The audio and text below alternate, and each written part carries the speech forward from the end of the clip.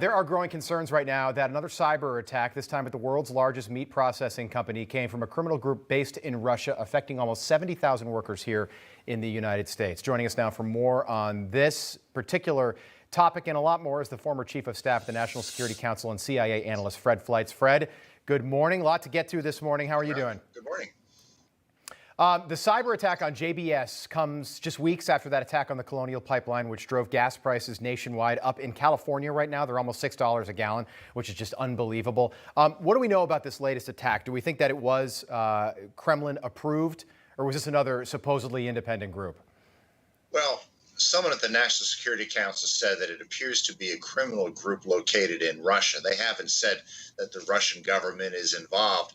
But what's interesting about this is that it reminds us that infrastructure is not just electricity and oil, it's also food. Right. And these cyber criminals, these ransomware criminals, are trying to find vulnerable infrastructure, companies with lots of money who are not taking adequate cyber defenses. And I bet that's what happened here. It's another company that didn't think they were vulnerable to a cyber attack, did not have strong cyber defenses, and they got caught.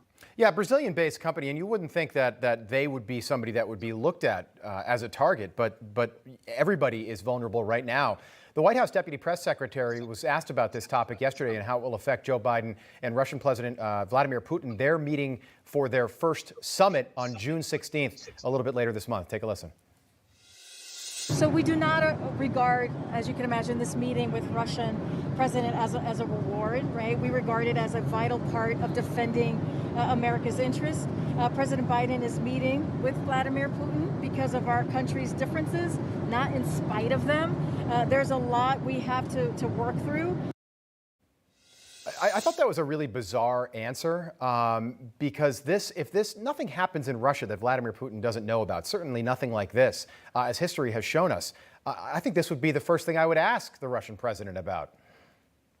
I think there's a lot to ask the Russian president. This is one thing, that plane that was forced down over Belarus, which probably could not have happened without the cooperation of the Russian government. Look, Putin is being rewarded with this meeting. And my guess is Biden has other objectives for Putin, probably climate change, and he's going to paper over all these other differences.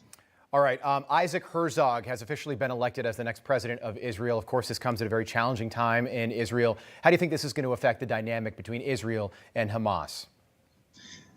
I don't think it's going to make a big difference because the president of Israel is largely ceremonial. The different parties will go to him to designate a new government after the parties have come to an agreement. What we really need to face right now is who will be the new prime minister. And it looks like it is going to be Naftali Bennett, who Right. is a member, who is an Israeli nationalist. He's going to have a coalition with his far-right people, far-left people, and Islamist party. It's going to be a fragile and crazy coalition. Fred, quickly, we only have about 20 seconds. The largest ship in Iran's Navy actually sank in the Gulf of Oman. We're just learning this. It apparently caught fire. We still don't have any word on what caused the fire, but we do know that the U.S. has accused Iran of targeting other ships with mines in this same body of water. Does this sound suspicious to you? It does. Iran has been targeting ships in the Gulf of Oman. Israel's been targeting Iranian ships in that area. This ship may have been full of mines. It's possible it was sabotage. It's possible the mines on the ship exploded. We just don't know yet. All right. Fred Fleitz, we always cover a lot with you. Appreciate you waking up with us this morning. Good to see you again. Thank you. Here. Hey, I'm Rob Finnerty. Thanks for watching. If you enjoyed this video, please join the conversation in the comments below. Don't forget to subscribe, too. Hit the bell icon to be alerted to breaking news. And remember, there's a whole lot more on Newsmax TV, America's fastest growing cable news network. Newsmax TV, where real news for real people.